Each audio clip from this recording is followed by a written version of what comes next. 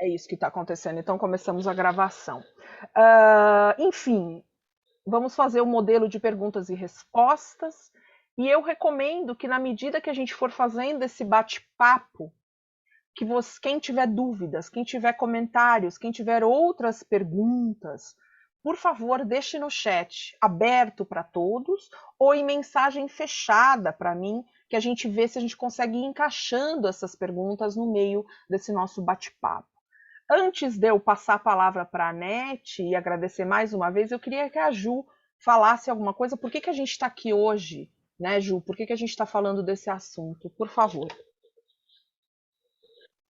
Boa noite, quer dizer, boa tarde, pessoal, né? Eu estou a 4 horas de diferença de vocês. Eu estou falando diretamente do futuro e de onde eu estou, a questão toda com relação ao avanço do antissemitismo, ao preconceito contra minorias, não está legal. A gente, inclusive, vive hoje na Europa uma guerra bastante problemática em termos de extensão e de deslocamento de pessoas refugiadas, e que trazem para a nossa memória justamente alguns dos piores momentos do século XX, né, de perseguição e conflito. Então, a chance que a gente está tendo hoje aqui de escutar esse depoimento é uma chance tem não só da gente pensar sobre o passado, mas também refletir sobre o nosso momento presente e fazer com que determinadas coisas não aconteçam novamente, né? Tipo, parece até um clichê que a gente tenha que dizer isso todas as vezes, que nunca mais certas coisas devam acontecer, porém, é isso. E a gente também está no período de Pêssar, e essa exploração da memória é muito importante, né? E é só esse recado que eu gostaria de dizer dar para vocês. É um momento de reflexão e de debate, como a Andrea falou também, justamente porque eu acho que essa memória tem que ser construída em grupo, né? E então aproveitem esse momento para fazer as perguntas também que vocês tenham a respeito do tema, né? Nos enviem as perguntas e é uma honra estar aqui com vocês hoje, acompanhando esse evento. Muito obrigada pela presença de todos. Obrigada, Ju. E antes da gente entrar no tema propriamente dito,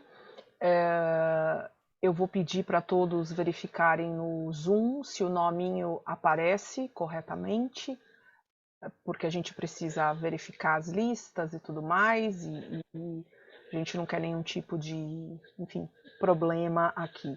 Nome que eu digo, vejam como está o meu, Andrea Cogna, se foi assim que vocês se inscreveram, se receberam os convites ou se são de grupos de pesquisa, vejam se o nome está primeiro e último nome, não há problema, certo?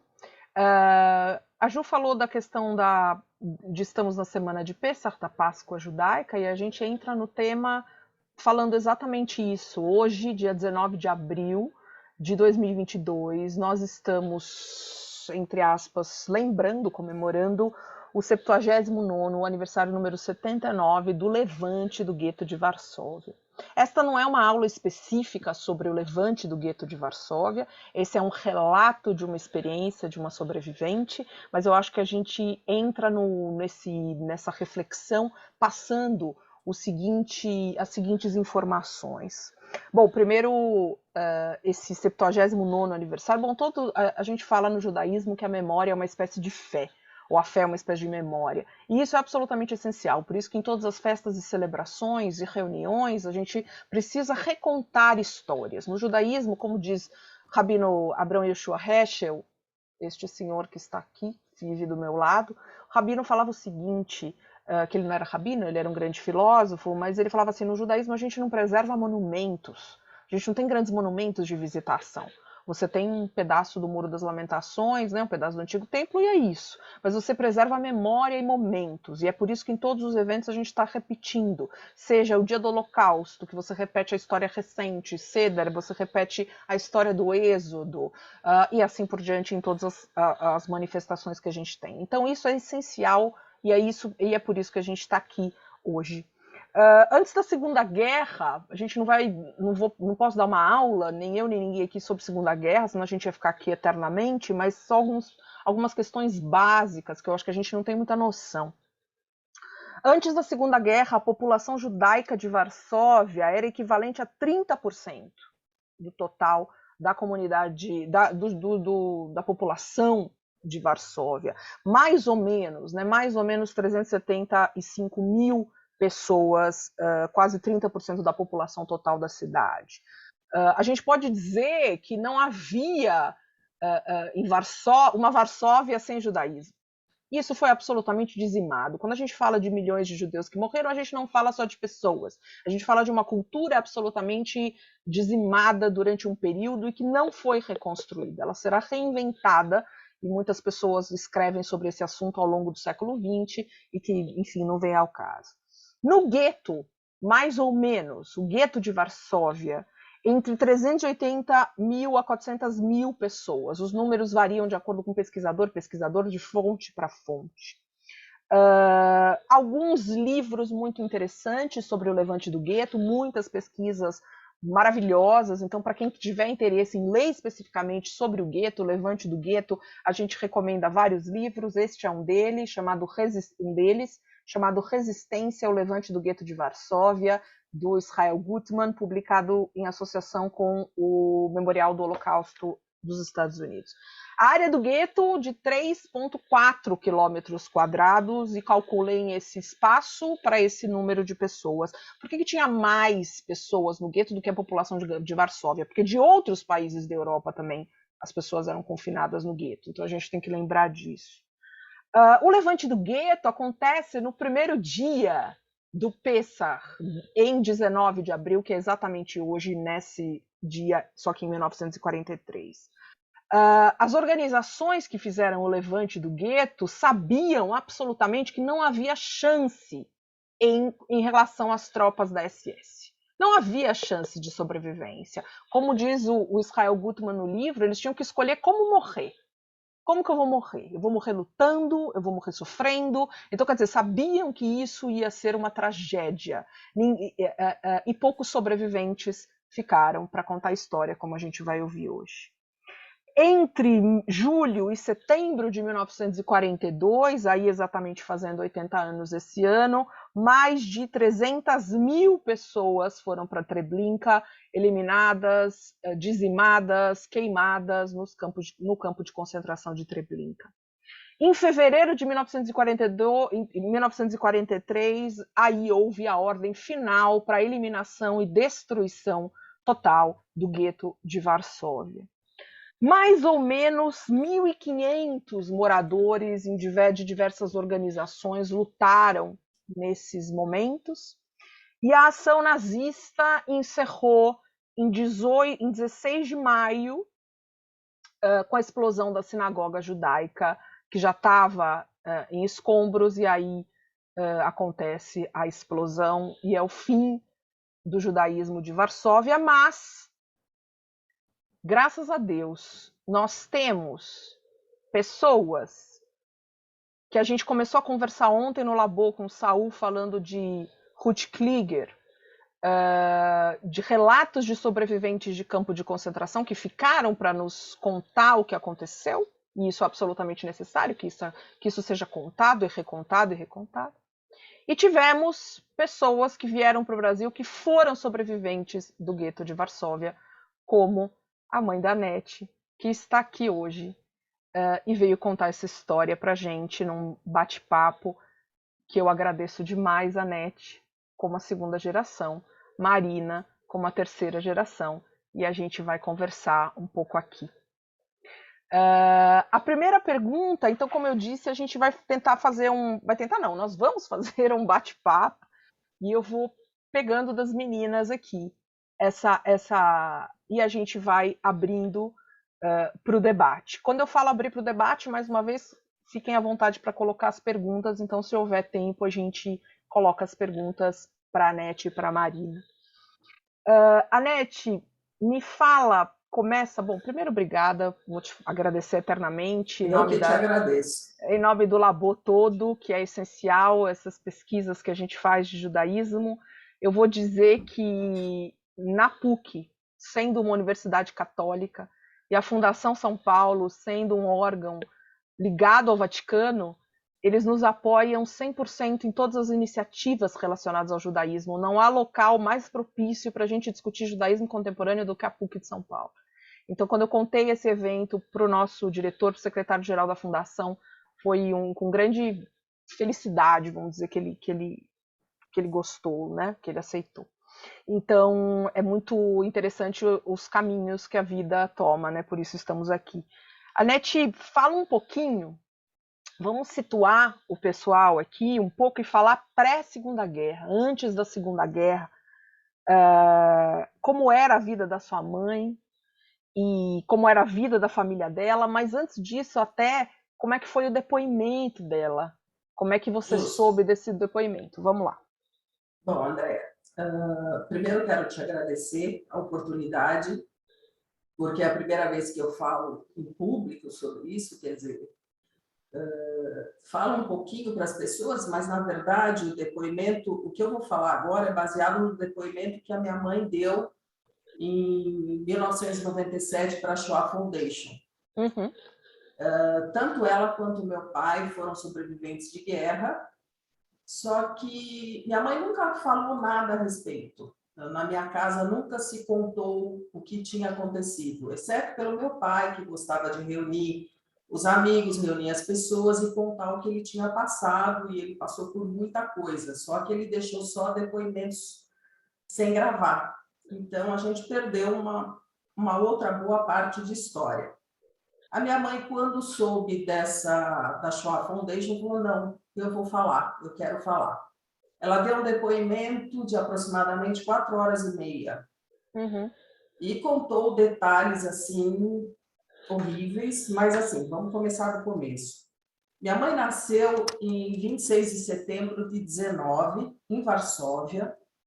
Ela era de uma família de classe média, o que já diferenciava da maioria dos judeus poloneses, que a maioria dos judeus poloneses moravam em vilarejos, nos States, nos antigos States. Uhum. Exato. E ela nasceu numa família de classe média, ela estudou, ela entrou na faculdade, coisa que era muito rara naquela época, principalmente para uma mulher, ainda mais judia. Claro. Mas ela entrou na faculdade, então ela foi 19, mais ou menos na década de 30, 30 e pouco, ela começou a estudar biologia.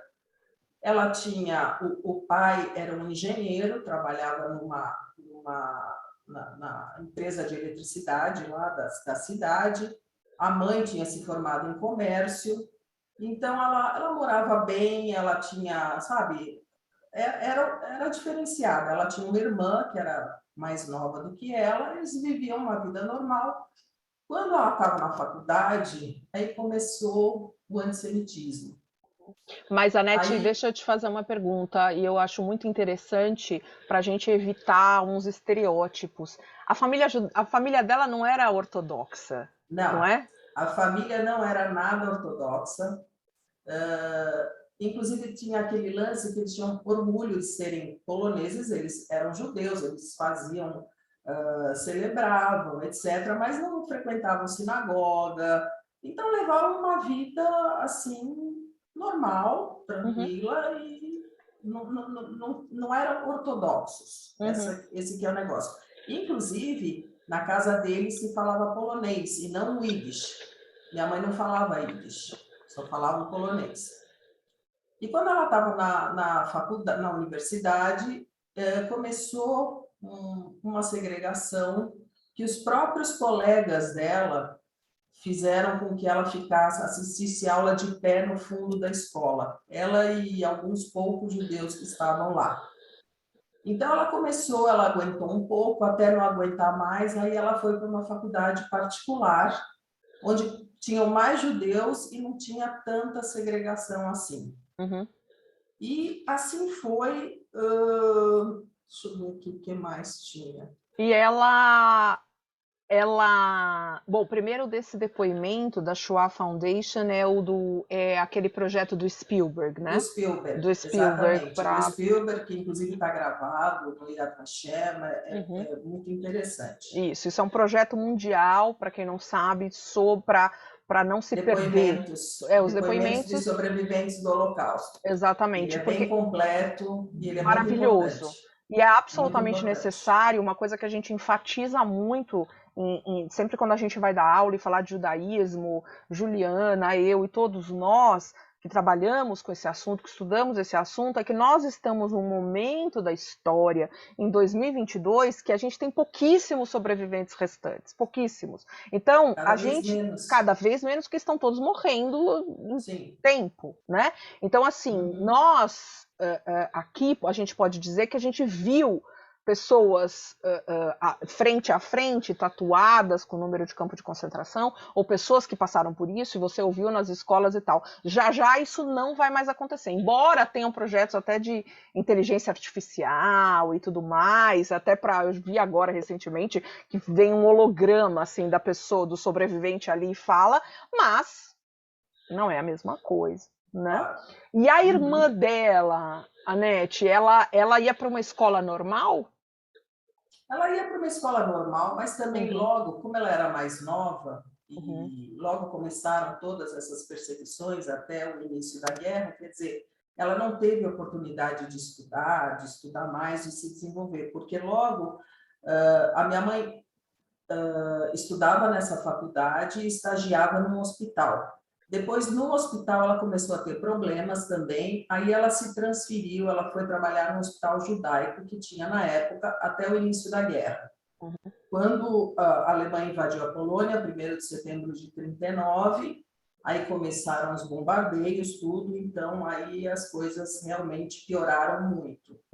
Tá? Os amigos dela, da época, embora o que a gente chama hoje, né, dela viver num mundo laico, digamos assim, secular, quer dizer, não era um mundo ortodoxo que a família vivia, mas ela vivia ela tinha amizades com pessoas de várias nacionalidades. Diversas, né? Exatamente. Então, tinham colegas da escola, tinham colegas do hospital, quer dizer, não necessariamente ela vivia numa coletividade judaica. Tá? Perfeito. E isso não quis dizer nada e não poupou ninguém, não é mesmo? Absolutamente. Absolutamente. Nada poupa. Né? Nada poupa. Pode falar. Desde a invasão da Polônia, todo esse ano, de setembro em diante, até passado um ano, outubro, quando foi instituído que todos os judeus deviam ir para o gueto, que aí foi construído o gueto. Eles começaram a construir, se não me engano, em fevereiro, até outubro ficou pronto, então todos tiveram que ir para o gueto. A vida era bem difícil, eles começaram com cupons de racionamento de comida, e eles começaram, tipo assim, o judeu, a família judia, cada um tinha direito a um cupom que desse 184 calorias diárias por pessoa. O polonês poderia comer 1.800 calorias e o alemão tinha direito a 2.400 calorias. Sim. Quer dizer, já começou uma opressão também nesse sentido, quer dizer, era muito difícil você se manter, as pessoas tinham muita dificuldade, por exemplo, o pai dela, tal, que trabalhava, foi obrigado a parar de trabalhar, quer dizer, tudo foi se apertando, tudo foi complicando até que eles foram mandados a entrar a viver dentro do gueto. E aí começa. E aí começa essa, eu vou dizer de coração aqui, a gente lê muita coisa de nazismo, de antissemitismo, de holocausto e tudo mais, porque esse é nosso objetivo de pesquisa. Juliana, eu e todos nós, a gente não doura a pílula. Quando a gente fala de relato de sobrevivente, a gente tem que falar, como a gente fala, do relato de sobrevivente, quando a gente fala, mas eu li Anne Frank. Anne Frank não vale, né, gente? Anne Frank, coitada, não ficou para contar história.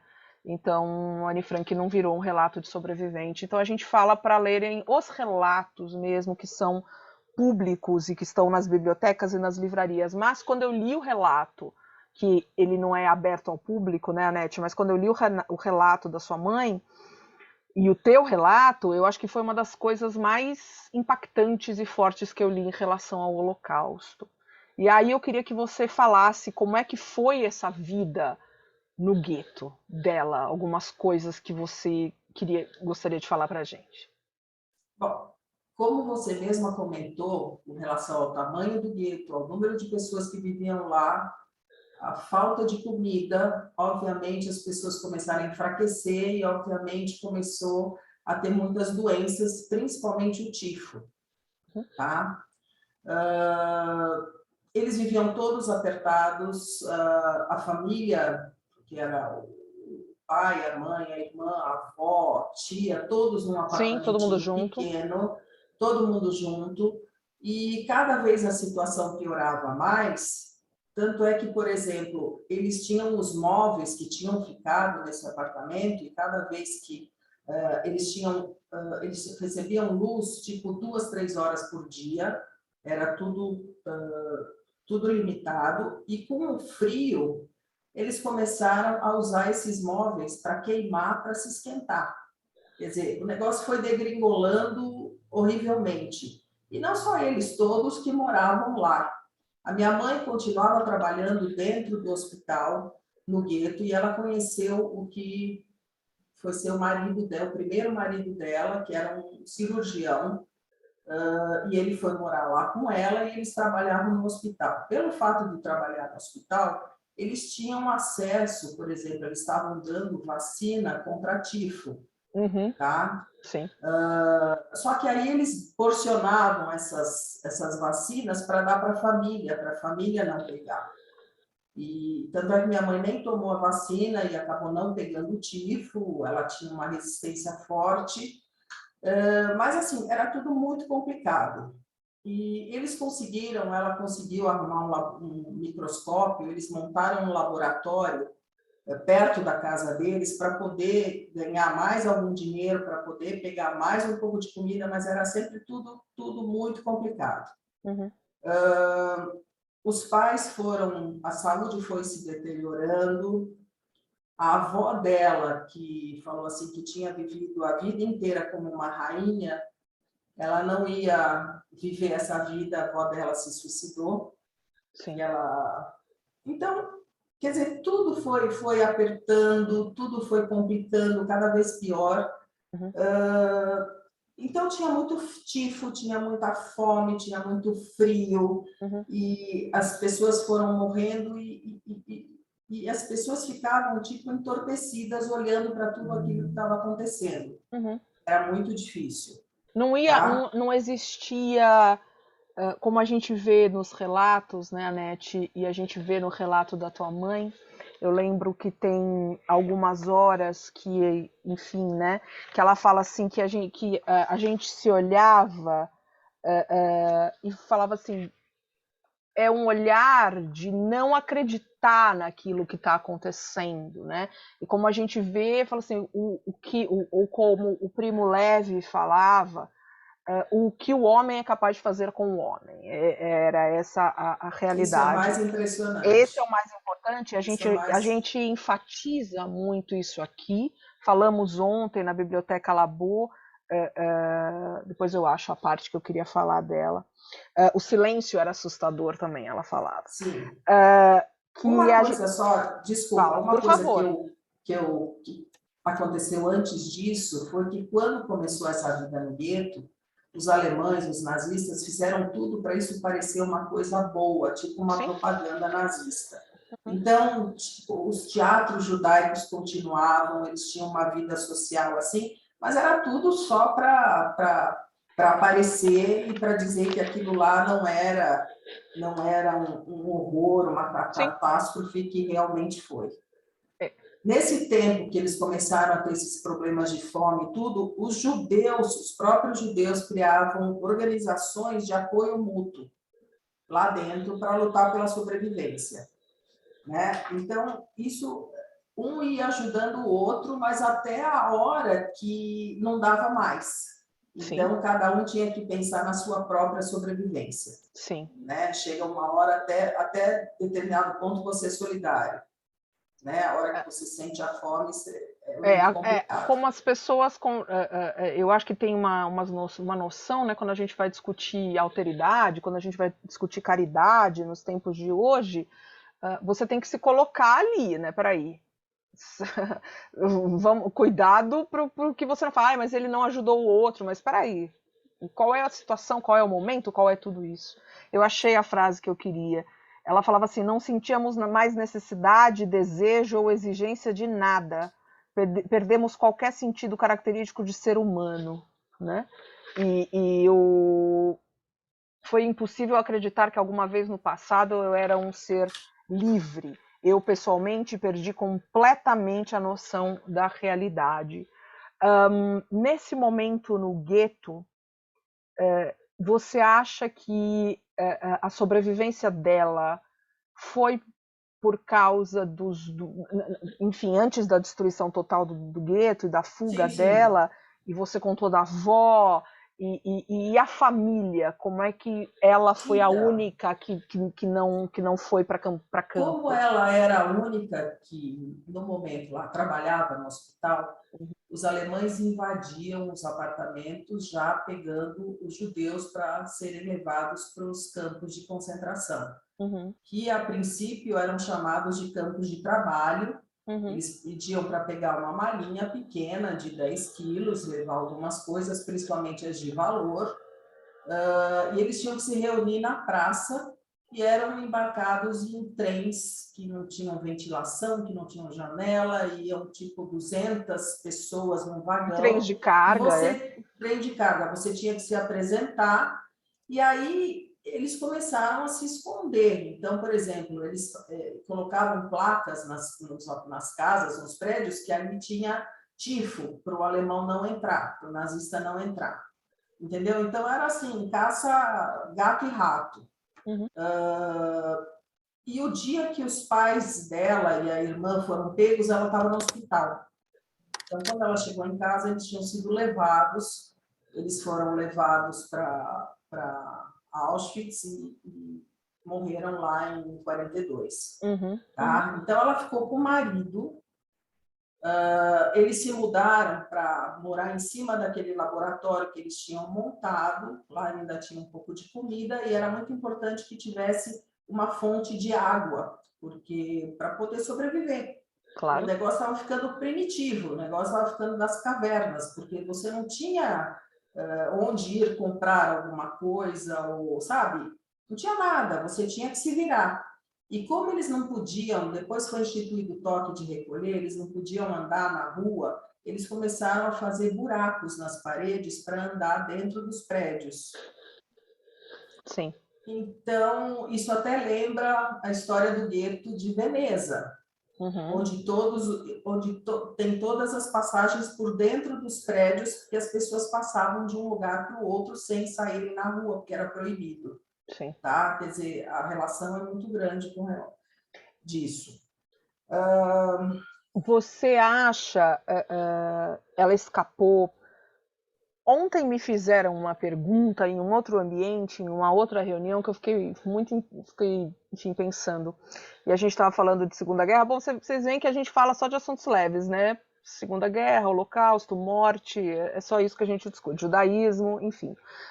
Mas me fizeram uma pergunta assim, que se eu achava que muitas das pessoas que sobreviveram, que essa pessoa já tinha lido em algum lugar, era porque elas tinham um objetivo final, era porque elas tinham um planejamento, era porque tinham um pensamento, e eu falei que absolutamente nada disso. Nada, Isso é uma besteira absoluta. Nada. Isso é uma besteira absoluta. Sorte. E é questão de sorte. Exato. É questão de sorte. A minha mãe conta um episódio que eles estavam dentro de casa, no apartamento, eles tinham um gato.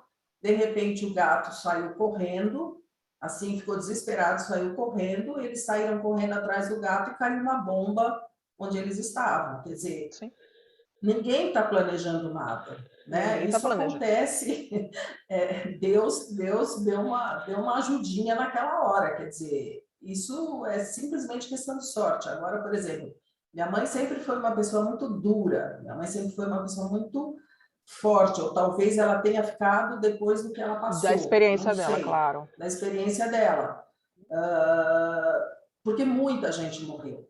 morreu, muita gente se entregou. Uhum. Eu acredito que lá ela tenha lutado para escapar. Chegou uma Lutou, hora, lutou. chegou uma hora que ela, por exemplo, ela estava entorpecida, já não sabia mais o que fazer, porque já ela não comia, ela já estava com o cérebro embotado, né? Quer dizer, não tinha forças, Uhum, né? uhum. Mas ela foi seguindo, foi seguindo. Ela fala, pode falar.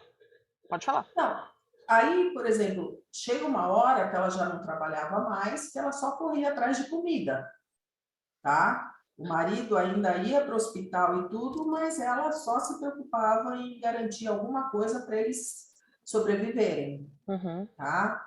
Isso tudo, e assim, os alemães toda hora perseguindo, querendo levar todos para os campos, quer dizer, era uma luta constante, era uma busca constante e, tipo, um dia após o outro.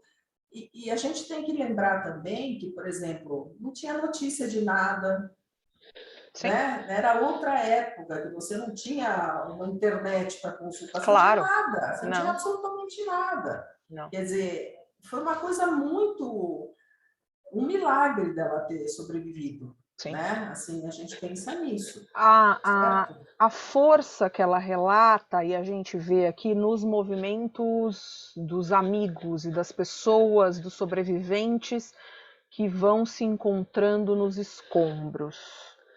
Então, durante a destruição sistemática do gueto, foram alguns anos. Alguém acabou de perguntar aqui. A Cláudia pergunta quanto tempo durou o período dela no gueto, Anete, depois você fala, mas durante esse período todo, não só ela, mas outros relatos das pessoas que se encontram nos escombros em momentos possíveis, sem vigilância, e que umas vão ajudando as outras. Então, É, o que acontece, assim, eu vou só retomar, porque por senão favor. vocês vão perder o fio da meada. Ela continuava lá com o marido, até e sempre os alemães atrás, pegando as pessoas, levando, e todo mundo se escondendo, e cada vez que os alemães, os nazistas entravam, invadiam uma casa, eles se juntavam, quer dizer, e tudo isso dentro das casas, tudo isso dentro dos prédios. Os alemães começaram a colocar fogo nos prédios, e relata uma hora que ela teve sorte porque ela tinha botas ainda. Uhum, Então ela pôde pular de um andar para o outro do prédio e se esconder. Quer dizer, uhum, se ela não tivesse botas, ela teria se machucado, não teria conseguido e tal. Depois, ela foi indo, aí um dia o marido saiu e falou assim, olha, eu vou ver, eu vou procurar alguma coisa, e ele saiu e ele levou uma lima, ele escondeu dentro da bota para ver o que... Ele já estava desesperado, ele já meio que saiu, tchau, eu vou embora, não aguento mais, eu vou, e ela nunca mais viu o marido. uhum, Quer dizer, depois, quando terminou a guerra, depois que ela foi procurar, ela soube que ele foi pego e foi morto no campo de concentração, uhum. em Maidanen. Sim. Mas aí ela ficou sozinha, completamente sozinha, sem saber nada, escondida. Ela só podia sair à noite, assim, por dentro dos prédios, e ela foi descobrindo grupinhos de pessoas que estavam escondidos também. E aí aconteceu uma coisa muito maluca. Por quê? Porque esses grupinhos eram de judeus, a maioria era de judeus ortodoxos, que Certo. não falavam polonês. Então ela chegava e eles perguntavam, quem é essa Goi? Goi é Não gentia. judia, né? Não Não judia. judia. Quem é essa Goi? O que ela está fazendo? Então eles não davam comida para ela. Porque ela não falava Yiddish, que era o idioma dos judeus ali. Exatamente, exatamente. Então, tipo, dava um pedacinho de açúcar para ela, um pedacinho de pão, falava tchau, vai embora.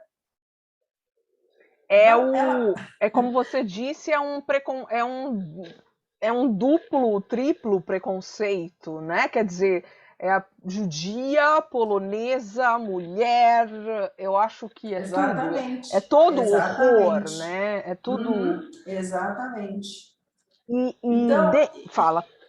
não, existia também no gueto a polícia judaica, Muito que bem. era chamada de polícia azul, e eles deduravam os judeus que estavam escondidos para os alemães em troca de mais cupons de alimentação, em troca de favores. Então, você tinha vários inimigos em volta, tá? Você tinha que se esconder, você tinha que procurar comida, você tinha que ver com quem você falava, quem seria seu aliado ou não. Quer dizer, é tudo muito complicado. Sim. Foi tudo muito complicado. Foi. Algumas das coisas que ela passou dentro do gueto, desses anos todos fugindo e se escondendo e sempre esperando pelo pior, porque embora ela fale aqui e muitos dos sobreviventes falam que sem esperança não havia vida, porque senão não bastaria, né? Quer dizer, não tem como viver daquela maneira. Algumas coisas que você queira lembrar exatamente ou falar de algumas coisas que você ouviu no depoimento dela que mais marcaram esses anos? Que você acha que foram os momentos mais... O momento mais complexo é ótimo, né? Não dá para fazer top 10 dos momentos mais complexos. É muito difícil, mas tudo era horrível. não dá, porque tudo era horrível. Desde você conviver com cadáveres na rua, desde você ter que andar à noite no escuro, pisando em cadáver. Quer dizer, é tão chocante, então, assim, não estranho que ela nunca tenha comentado isso, porque é muito, muito, muito, muito dolorido. Claro. Tá? Mas ela viu coisas que eu acho que nem no depoimento ela contou, porque é além do que você pode imaginar. Quer dizer, muito, muito, muito. Muito. Eu sei que ela tentou sair do gueto com um amigo em canais de esgoto, só que quando ela estava fugindo com esse amigo, justamente na frente, ela tinha um grupo fugindo também, e ela escutou tiros, todos foram mortos, então ela teve que voltar. Quer dizer, alguém perguntou sobre o tempo que ela passou lá, desde outubro de 40 até a destruição do gueto, que foi maio de 43, para a destruição da sinagoga, foi essa vida de vamos tentar sobreviver de alguma maneira dentro do horror. Tá? Que para nós é inimaginável, né, Anete? É inimaginável. Exato.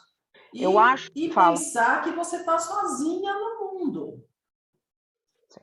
Completamente sozinha. Quer dizer, você não tem alguém para te ajudar, você não tem nada. Você tem que se virar. Você está fraco, mas você tem que sair andando procurar comida, alguma coisa, procurar uma água, senão você morre de inanição. E uma coisa que minha mãe falou, assim, no depoimento, que chocava no início, era a quantidade de crianças sozinhas na rua, com aquele olhão esbugalhado, magras, desnutridas, porque o pai e a mãe tinham morrido e elas estavam largadas, soltas, abandonadas na rua. Aí chegava uma hora que aquele negócio, você é tanto horror, que você olha e já não consegue sentir nada. Você entorpece. Você entorpece, quer dizer, você acostumar com uma barbaridade dessas é uma coisa inimaginável, mas foi o que aconteceu. Tá? Vamos mostrar as fotos? O que vocês acham?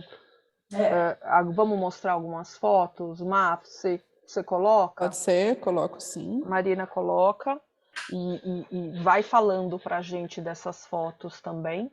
Pode compartilhar a tela. Perfeito. Essa é minha mãe. Só vou ampliar aqui um pouquinho. Tá. Pronto, mãe, pode falar. Tá ótimo. A primeira da esquerda em 1934, antes da guerra, com amigas. Sim, normal, vida normal, tudo certo. Aí depois, minha mãe, linda. Linda, né? Linda. E essas fotos maravilhosas, Essa foto já maravilhosas. é depois da guerra. Isso Tá. já é depois. Durante a guerra não tem fotos. Sim. Aqui, isso é depois da guerra que... Depois eu vou explicar o que aconteceu com ela em termos de trabalho e tudo. Tá. Ela mudou tudo. Mudou a chave, né? A gente Mudou já a fala chave. disso. A gente já Mudou a fala chave. disso. A minha mãe foi ser cineasta depois da guerra. Depois da guerra. Não foi para o cinema, isso já é bem pós-guerra, né? É. E a partir daqui são fotos do gueto, tá? Da destruição. É. Isso foi tirado por ela. Depois, tipo, 45, 46. Tá. Essa é minha mãe. Depois, quando ela se recuperou. Olha isso. Então, gente. ela vivia aí. Sim. Com o levante do gueto, depois que o gueto todo foi destruído, a minha mãe ficou aí nas ruínas, ficou nos escombros. Uhum. Até, isso foi de abril, maio até dezembro. Uhum. Pronto, acabamos aqui as fotos. Eu acho as três parecidas. O pessoal no chat, os amigos falando, eu acho as três parecidas. Quando a foto que a gente usou e que vocês me mandaram na publicação da aula, eu acho ela muito parecida com a Nete e parecida com a Marina. Enfim, a vida é, né, uma loucura. Obrigada, Man. O que eu ia falar, e aí a gente pode continuar cronologicamente, é essa questão do falar e do não falar. O que a gente vê hoje nos relatos é um 8 ou 80, isso absolutamente normal. O que é a pessoa que sobreviveu exclusivamente para contar a história, então faz depoimento, vai onde quer, fala 200 mil vezes, grava depoimento, escreve livro, etc. E aquelas pessoas que resolvem apagar absolutamente Eu o acho que são a passado e maioria. reconstituir. É isso que eu ia te perguntar. O que você acha? São a maioria. Porque é uma coisa muito terrível. Uma coisa que a pessoa não vai esquecer nunca mais na vida, mas eu acho que, assim, você contar isso, principalmente para o seu descendente, para os seus descendentes, é uma carga muito pesada, que a pessoa não quer passar, sabe? Eu acho que, pelo menos com a minha mãe, foi assim. Então, eu sabia, óbvio, que ela tinha passado, eu não sabia detalhes, nada, mas ela sempre quis, depois que passou tudo, virar a página, mudar tudo. Tanto é que quando terminou a guerra, que eu falei que ela trabalhou com biologia, com bacteriologia, ela falou, não quero mais saber disso. Aí ela foi fazer... Conta essa fuga quer dizer, né, como ela escapou e essa vida dela fora da Polônia. Então, quando teve o levante do gueto, que foi Pesach, ela ficou escondida, né? E tinha uma amiga que não falava polonês, só falava Yiddish, mas elas se entendiam. Elas ficaram juntas, escondidas, e minha mãe sentiu que estava grávida. E passou uma gravidez, assim... horrorosa. Sem Teve palavras. que passar e deu à luz, mas assim, não tinha forças, não tinha nada. A amiga ajudou ela no parto, deu à luz num balde. E a criança ficou no balde, tá? E ela ficou deitada, ela ficou meio inconsciente, meio dorme, anestesiada, acorda, né? anestesiada, e quando ela acordou, a criança já não vivia mais e nem teria a menor condição de nada. Depois elas ficaram juntas até que elas chegaram... Isso ela viu uns barulhos estranhos depois que o gueto foi totalmente destruído e viu umas pessoas estranhas em uniformes de prisioneiros. E aí ela saiu um dia à noite para ver o que era, ver o que estavam fazendo. Como os prédios foram destruídos, eles eram, na verdade, judeus gregos prisioneiros que foram mandados para lá para aterrar onde tinha sido o gueto. Então, na verdade, eles não estavam tirando entulho, eles estavam cobrindo. Tanto é que essa parte da cidade de Varsóvia ela é mais alta por conta disso. Sim. E aí ela continuou a viver assim, até chegou uma hora que elas falaram, ou a gente tenta fugir, ou não vai dar, a gente vai morrer. E nessa época, ela já não tinha botas, ela já enrolava os pés com panos, porque já não tinha sapato, já não tinha roupa, já não tinha nada. Era nada. Nada, era um trapo, né? Era um trapo, fiapo exato, de já não vida, tinha era um mais, fiapo de não vida. tinha banho, não tinha absolutamente nada. Não tinha comida, não tinha vela, não tinha nada. Então, tinha um grupinho e eles resolveram escapar pulando o muro, acharam uma escada, foram à noite, enquanto os soldados estavam indo para um lado, eles correram para o outro lado, minha mãe não tinha forças para subir a escada, e aí um homem carregou ela e jogou ela do outro lado. Sim. E o mais incrível é que, como o gueto tinha sido destruído, os poloneses estavam lá vivendo a vida deles e não acreditavam que tinham pessoas que saíram de lá. Sim. Então elas se esconderam, foram andando até achar uma padaria, e aí elas não aguentaram, entraram e pediram pão, e tinha lá uma mulher, uma polonesa, ela deu pão para elas e acolheu. Essa foi a sorte também.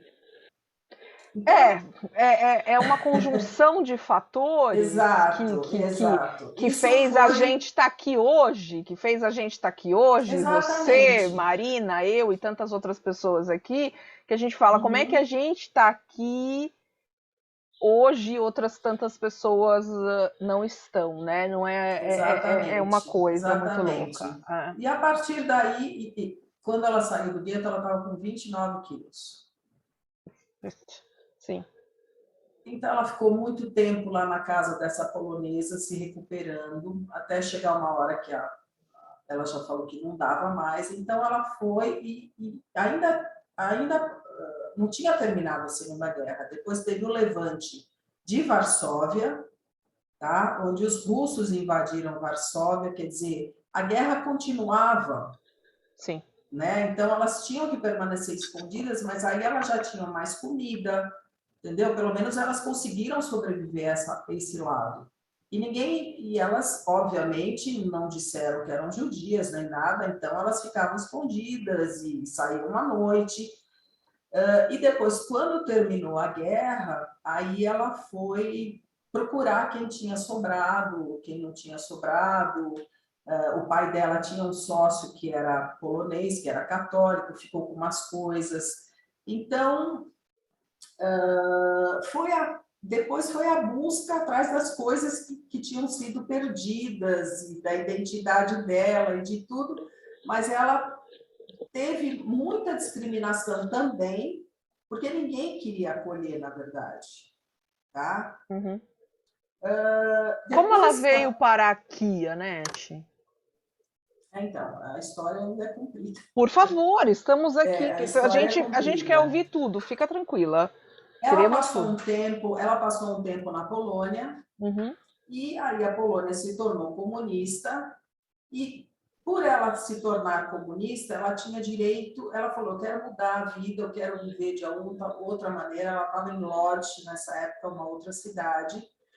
Ela encontrou amigos dos pais e tal, ela ficava um dia na casa de um, outro dia na casa do outro, e tinha um curso de cinema que era subsidiado pelo governo, então ela foi fazer o curso. E ela foi para Praga, ela aprendeu lá, ela estudou lá e tudo. E um dia ela voltou para Varsóvia, onde tinha o escritório para fazer aliá para ir para Israel. Perfeito. E ela foi com uma amiga e resolveu se inscrever, não falou nada. Quando ela voltou para a escola de filmagem, já falaram que ela estava fora, que ela tinha sido expulsa pelo fato dela ter se matriculado, se inscrito para fazer aliá para ir para Israel. Então ela falou, bom, realmente eu não tenho mais o que fazer aqui. Nesse meio tempo ela procurou marido, ela descobriu tudo que tinha acontecido com a família, com todo mundo, ela falou, não dá mais. E foi para Israel. Foi em 1950, então ela ficou de 45 a 50 na Polônia. Foi para Israel e lá ela começou a trabalhar lá no laboratório e morava sozinha e vivia sozinha. Uhum. Nesse tempo, o meu pai, que também era de Varsóvia, eles não se conheceram na Polônia, Uhum. ele, quando terminou a guerra, ele passou a guerra também, ele não passou no gueto, porque ele tinha um curtume fora de Varsóvia, numa cidadezinha próxima, chamada Girardov. Quando terminou a guerra, ele foi para a França, ele morou na França. E o irmão dele, com a mulher e 2 filhas, foram para Israel depois da guerra. Para você ter ideia, essas 2 meninas passaram a guerra todas escondidas num convento. E as freiras acolheram as meninas e saíram do convento, cada uma com uma cruz desse tamanho. Sim. E rezavam e faziam tudo, e não, também teve um problema todo. Falaram, não é por aí. Calculamos. Calculando. Foram para Israel e meu pai, em 1954, foi para Israel visitar o irmão. E ele fez aniversário em Israel, o irmão fez uma reunião para ele, e a minha mãe foi com uma amiga, foi de bico na festa. Sim. Eles se encontraram umas 3, 4 vezes, e meu pai veio para o Brasil, veio tentar a vida no Brasil e mandou uma carta para ela se ela não queria vir para cá. Que ele mandava o bilhete do navio, a passagem do navio para ela.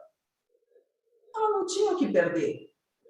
Não, já tinha perdido tudo que Ela não tinha tinha o que que perder. Ela não tinha família, ela não tinha ninguém. Ela veio com a cara dura. E meu pai contava que foi receber lá no Porto de Santos, ele nem lembrava direito como ela era. Só sabia que ela era baixinha, né? Bom, mas eles casaram em 55 e viveram muito felizes, tiveram um casamento maravilhoso, viveram juntos por 43 anos. Então, Maravilhoso. E você está aqui para contar a história para a gente. História, exatamente, para contar a história. Bom, temos muitas perguntas e fatos aqui. E eu queria, dessa vida aqui no Brasil, Anete, a gente quer saber também a relação de como eles nunca quiseram passar para você, talvez o peso, talvez a dor, talvez a luta toda e o sofrimento que eles tiveram, eles não quiseram passar isso para você, né? Também é uma forma de proteção, né? Uma forma de proteção. O que você acha? Não foi isso? Então, na minha casa, a gente nunca teve judaísmo. Não tinha mezuzá na porta. Meu pai nunca mais voltou na sinagoga e ele estudou na yeshiva, ele estudou na escola religiosa na Polônia. Sim. Quer dizer, meu pai sabia hebraico perfeitamente, sabe? Mas depois da guerra, eles não queriam mais saber de nada. Esse retorno, assim, entre aspas, eu nunca estudei em escola judaica, eu não sei falar hebraico. Esse retorno se deu comigo, com os meus filhos. Então, quando foi a época de bar mitzvah, de bat mitzvah, 11, 12 anos, eles foram para uma escola judaica, eles foram estudar no Renascença. Eu comecei a ir no Kabbalat Shabbat da escola. Aí eu falava, vamos. Não foram, e eu comecei a fazer as festas na minha casa. Pesach, Rosh Hashanah. E foi muito bom, porque o primeiro Pesach que eu fiz na minha casa, meu pai sentou na cabeceira e fez toda a A leitura da reza. Gadá, fez toda a reza, quer dizer, e a partir daí houve um retorno. Sempre foi reticente, não vou dizer que não, mas sabiam pra caramba. Minha mãe sabia menos, meu pai sabia muito, mas teve esse retorno, quer dizer, que esse judaísmo nunca vai sair da gente, né? Assim, de Sim. uma forma ou de outra. A gente entende, Anete, o judaísmo e o judaísmo deles. A gente precisa entender, nós que Claro, estudamos, que o judaísmo não é simplesmente ou somente uma religião. O judaísmo ele pode ser entendido como uma nacionalidade, como uma cultura, como uma raça, como um modo de pensar, como uma série de questões. E quando a gente fala, ai, mas qual o seu judaísmo? Quem somos nós também? Ninguém para julgar isso, ninguém tem. Foi assinado um decreto na época de Abraão e falou assim, gente, quem tem isso aqui é judeu, é judeu. Nós não temos um papa. A gente obedece certas leis porque e as leis são para serem modificadas e trabalhadas a cada época, né? As metáforas e tudo mais que a gente usa. Então, os traumas de todos, eles são trabalhados de diversas maneiras em relação à religião. E aí eu queria fazer uma pergunta aqui da Ju para você e para a Marina. Como é que foi? Claro, hoje é a primeira vez que você está contando essa história inteira para 70, 80 pessoas aqui. Você acha que eu queria te perguntar como é que você se sente hoje, a Juliana está perguntando, em relação a essa história, e eu queria perguntar também isso para a Marina, quando ela teve o contato dela, porque a gente tem essa geração, né? Nós somos já uma outra geração, ela uma terceira geração, como é que ela ouviu isso pela primeira vez e como é que foi isso também? E como é que é hoje rememorar e relembrar tudo isso, né? É isso, né, Ju? bom, eu falo, depois você fala. Tá. Eu achei importante falar, porque eu achei que minha mãe ia gostar que eu falasse. Sim. Ponto. Sim. Sem nenhum tipo de... Eu acho que isso tem que ser contado, sabe? Porque isso está sendo esquecido, as coisas, esse antissemitismo está graçando de uma maneira, a Juliana mesmo estuda muito mais isso, e pode dizer, e as pessoas estão sendo inconsequentes ao mexer nesses temas, tá? Então, o pessoal não tem noção do que aconteceu. Não. É por isso que a gente está aqui. É importante que seja dito. É difícil, é muito difícil. Eu, para digerir isso, foi muito complicado. Então, eu até estou me mantendo mais distante para não chorar. Todos nós, a gente tem que se...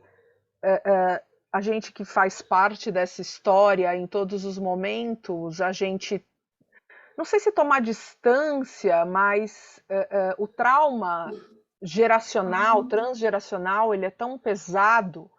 E no judaísmo, quando a gente fala de você, quem sofreu, o meu pai, o seu pai, a minha mãe, a sua mãe, o meu avô, somos todos nós hoje. Claro. Todos nós hoje que... Escuta, e também você vê que as coisas continuam acontecendo, não só com judeus, mas com todo mundo. Você está vendo o que está acontecendo na Ucrânia, pelo amor de Deus. Sim. É um absurdo isso. E se a gente não falar... inimaginável. E isso, Anete, eu acho que é muito importante, porque quero ouvir a Marina...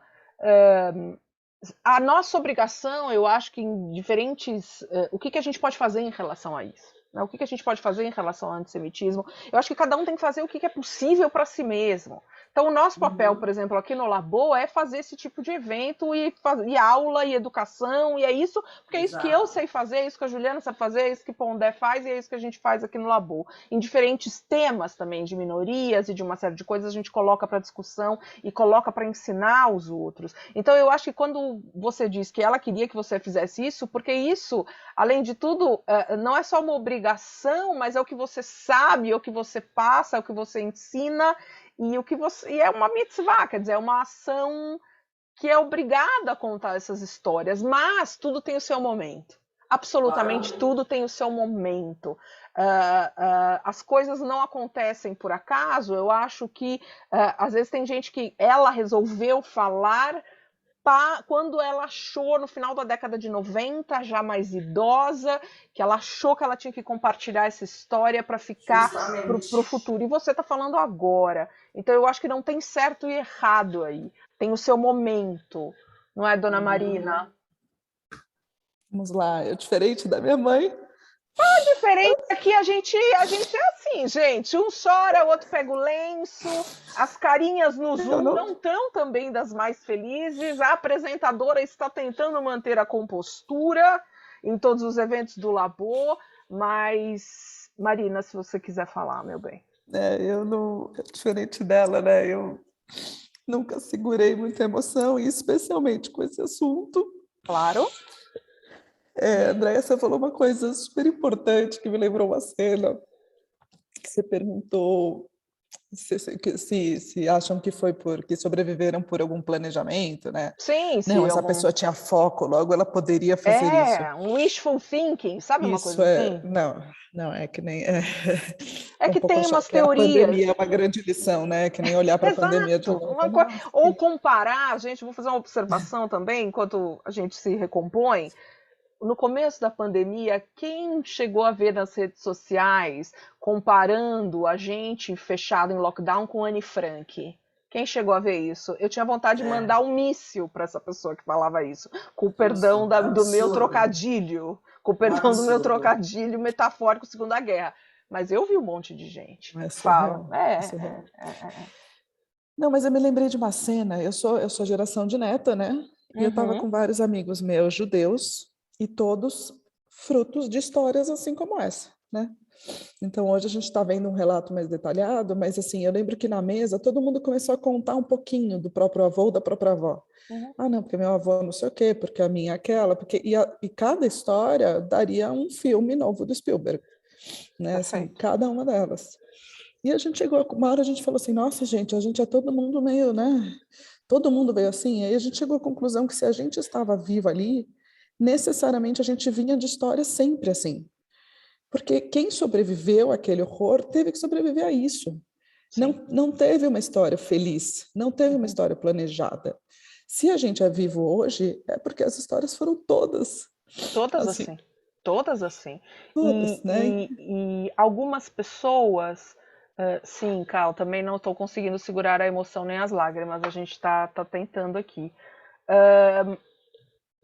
E vocês tiveram, vocês duas, e eu queria retomar isso, que a Nete me contou, que vocês voltaram para ver o gueto, e vocês tiveram a oportunidade de visitar os campos de concentração e voltar para ir para a Polônia, voltar, talvez um ato falho meu, mas como foi? Né? É uma volta. Como é volta. que foi essa ida para a Polônia? Como é que foi a visita ao gueto? Então, gente, não estou fazendo essa pergunta tonta, né, gente? Porque, enfim, né, não é Disney. Mas eu queria ouvir de vocês duas. Não, mas foi bem específica essa viagem. E a gente, inclusive, decidiu fazer nós duas, né? Porque tinha mais, assim, foi numa época que eu estava morando fora, meus pais foram visitar, estava com meu marido, mas no fim foi uma viagem assim, meu pai voltou para o Brasil para trabalhar, e a gente falou, não, vamos fazer essa viagem nós duas. E foi uma viagem para percorrer mesmo a trilha, para tentar achar, na verdade. Né, assim, foi uma coisa, a gente fez Varsóvia e Cracóvia, e uma coisa que a gente chegou à conclusão naquela época era que para você querer ver a trilha judaica, naquela época pelo menos, você tem que querer muito, assim, na Polônia, hoje em dia, né? Sim. Então, assim, não é que está assim super divulgado, vamos aqui, vamos fazer a memória, não está. E a gente queria muito, obviamente, mas a gente tinha, né? Eu nunca vou esquecer daquela entrada do gueto, tem um pedaço do gueto, um pedaço do muro, que fica dentro, gente, de um prédio residencial. E a gente chegou nesse prédio, a gente ficou na porta do prédio, esperando esperando chegar um morador que abrisse a porta. É surreal, assim, tem um pedaço Surreal. histórico e tem um prédio, as pessoas moram nesse prédio, né? E a gente tentando ter um acesso àquela vida que a minha avó teve, né? É muito escombro ainda, né? É muito, e mesmo assim a gente foi até o cemitério, né? Procurar até túmulos antigos da família e é isso, assim, até o Encontraram? cemitério. Encontraram? Não, aqui tem uma parte tragicômica, tá? Mãe, se me Sempre tem uma parte tragicômica. Gente, judaísmo é humor até nessas tem que horas. O que ele ter, vai senão fazer? não é Não judaico. é. A gente entrou no cemitério, eu falo hebraico, e a gente entrou no cemitério, só que o cemitério já tinha sido, ele foi revirado pós-guerra, então os túmulos, eu não sei se alguém aqui já teve lá ou já teve em Praga, a gente tem muitas situações de túmulos revirados, as pedras são todas meio E tortas e era sexta-feira, 3 da tarde, cemitério fechado. Claro. Era inverno.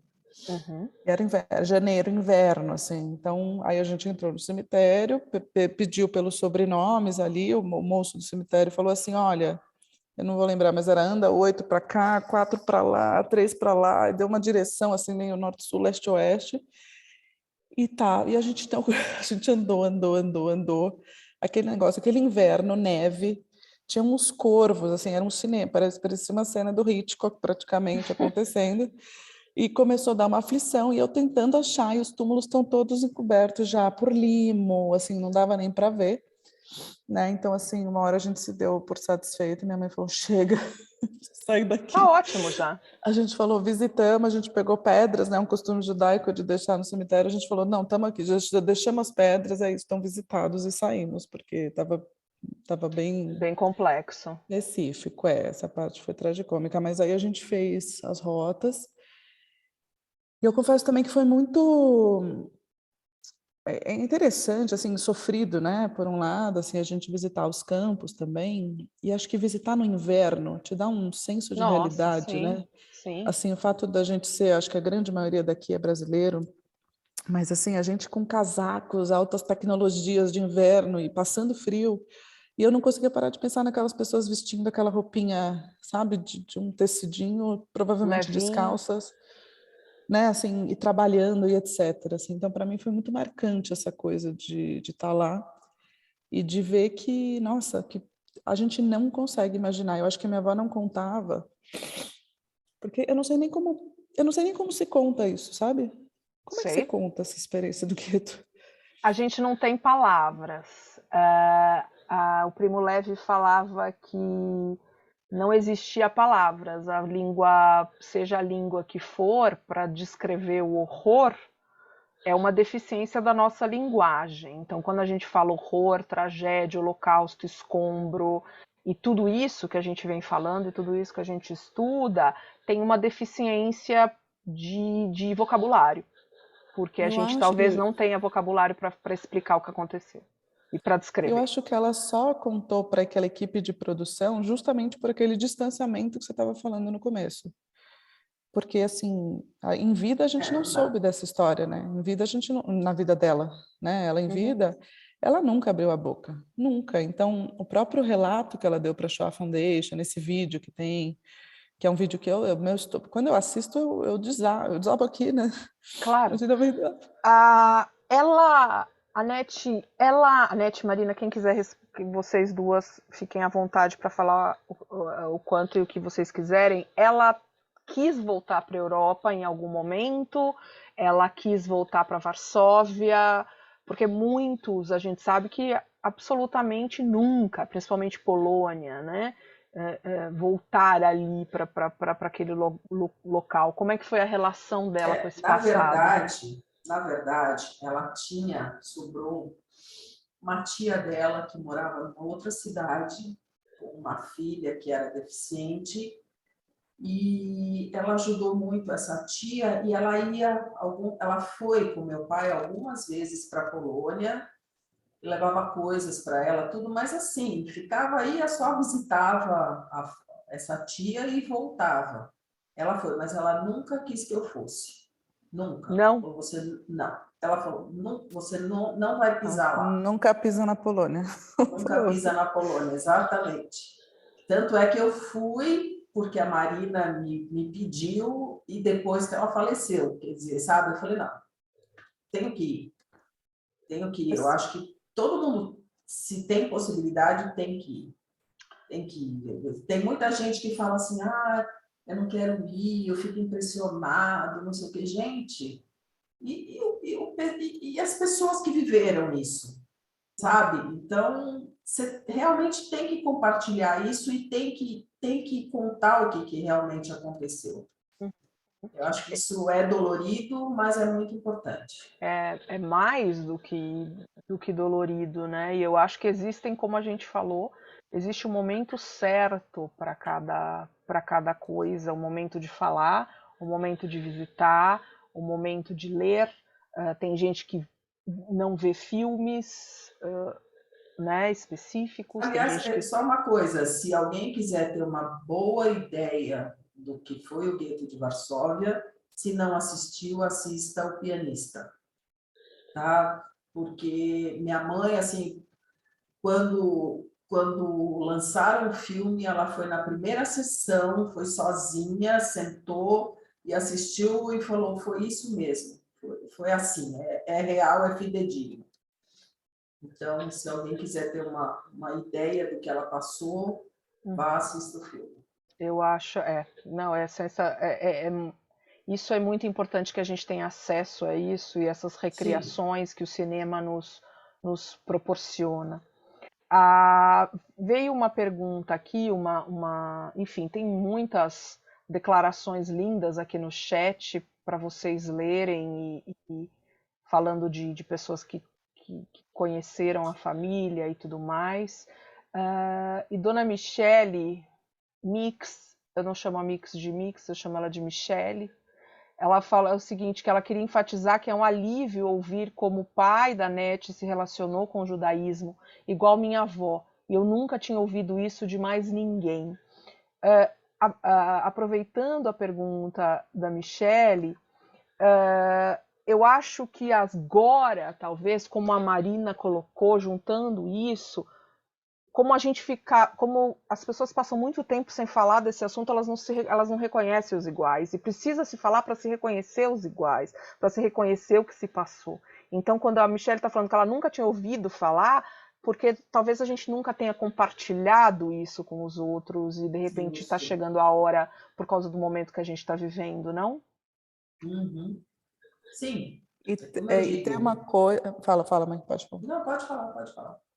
Não, eu só ia fazer um comentário que é aquele cruzamento identitário que a gente falou, que ela era uma judia liberal, moderna, vamos falar assim, para a época, a família dela, e ela não falava o Yiddish, e a amiga dela, ainda tem riquezas do relato aqui, que não é muita coisa para falar, mas a amiga dela, Hannale, que foi parceira dela ali na fuga do gueto e tal, só falava o Yiddish. E aí, enquanto elas estavam fugindo lá nos bunkers e entrando e tentando sobreviver, etc., muita gente julgou a minha avó, falando, mas o que essa goi está fazendo aqui? Ela não é judia, ela não fala Yiddish. E depois, quando elas saíram e conseguiram sair de lá, na fuga, a Hannah passou a fingir que era uma surda muda, para não denunciar o fato de ser judia. Então, olha a loucura dessa identidade mix quando você fala, tipo, é judeu mais liberal, é judeu mais ortodoxo, faz isso, não faz, fala hebraico, não fala hebraico, come, não come, né? Assim, tem muito cruzamento identitário aqui.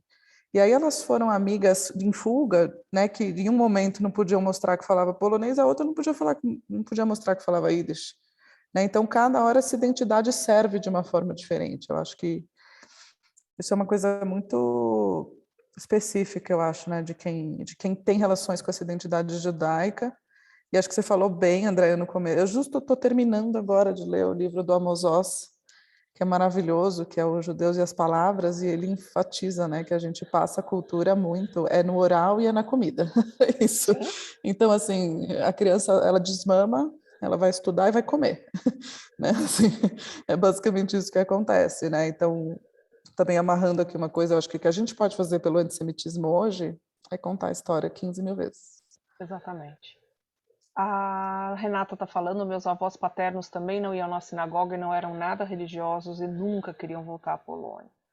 Os meus tem isso também. Meu avô também falava isso.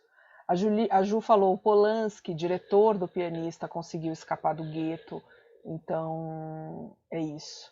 A Elvira está dizendo, sempre fico em choque quando tenho contato com relatos. Eu acho que isso é muito importante, Elvira, esse ponto que você falou, porque eu acho isso realmente, porque a partir do momento que a gente banaliza certas experiências e que isso vira tudo bem, tipo, não me choco com nada, eu acho que isso é muito... A gente não pode se deixar chegar nesse ponto, né? Quer dizer, nessa atual conjuntura de você falar, tá tudo bem, né? Não, você vai ouvir esse relato, como a Marina falou, a gente tem que contar não sei quantas mil vezes e fazer isso tudo, né? E chocar todas as vezes, né? A Monize falando, Polanski fez academia de cinema na juventude. Todas as ligações, obviamente, todos os relatos, todas as lembranças e todas as reflexões que a gente faz aqui, né? Uma coisa só que eu também Por favor. queria falar da minha mãe, depois aqui no Brasil. Ela construiu a vida dela junto com meu pai, eles trabalharam muito, conseguiram ter uma vida boa. Eu sou filha única, né? Uhum. E a minha mãe também, sempre trabalhou, e sempre além do trabalho, ela foi voluntária. Estou vendo aqui a Dorinha. Ela foi voluntária há muitos anos no TEMIAD, que é um serviço maravilhoso de assistência judaica, e que eu sou voluntária também já há mais de 20 anos. Então, isso também é um modo de praticar o judaísmo e que é muito válido, né? Então, ela sempre, na verdade, ela nunca nunca foi na sinagoga, tudo, mas ela fez a tzedakah, ela fez... Então, isso também é muito importante. Claro. Né? Claro. Muito importante. A gente não tem uma forma só Sim, claro. de praticar a religião que você queira, né? Quer dizer, são várias formas. Antes de eu passar para o encerramento e para os agradecimentos, eu queria saber se vocês gostariam de falar mais alguma coisa para a gente encerrar. Marina, Anete. Eu queria só te agradecer, André. Não precisa agradecer, não. Mas... Eu também agradecer e poder compartilhar a sua história e falar de tudo. E as portas do Labo estão sempre abertas para todos vocês. O Labo tem uma obrigação, que é realmente contar essas histórias e estudar para que isso nunca mais se repita. Essa é uma das formas que a gente costuma agir. Nós não temos só o grupo de judaísmo contemporâneo, a gente tem um grupo que estuda a filosofia de Hannah Arendt, a Adriana está aqui na minha frente, querida coordenadora que eu estou vendo. Nós temos um grupo que estuda Isaiah Berlin, também um grande pensador do século XX, mas ao mesmo tempo estudamos Santo Agostinho, estudamos mística e estudamos filosofia política e Winnicott. O Labo abre espaço para todo mundo, para que a gente tenha um debate, uma reflexão de qualidade e trazendo todos que tenham vontade e amor ao conhecimento. É isso que a gente faz, é esse o nosso objetivo e por isso que a gente fez esse convite para a Anete e para a Marina estarem aqui falando da dona Estefânia, que a gente não falou o nome dela e eu falo agora e eu agradeço muito a presença de todos vocês. Existe uma reza no judaísmo que é muito comum em várias ocasiões e que a gente fala que, eu não sou ortodoxa também, mas que a gente fala que o Deus que nos concedeu a vida, ele nos permitiu chegar a essa ocasião que a gente está aqui.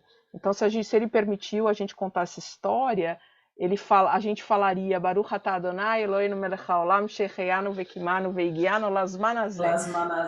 Então é isso, que a gente foi permitido chegar a esse momento e compartilhar esse momento com todos vocês. E essa história tem que ser repetida sempre. Muito, muito, muito obrigada. Todas as informações em relação ao Labo estão no nosso site, pucsp.br/labo. Sigam nas redes sociais, escrevam para a gente, fiquem à vontade, venham participar conosco. Obrigada, Ju, obrigada a todos os coordenadores, apresentadores, pesquisadores e público que esteve com a gente. Muito obrigada, Anete, Marina.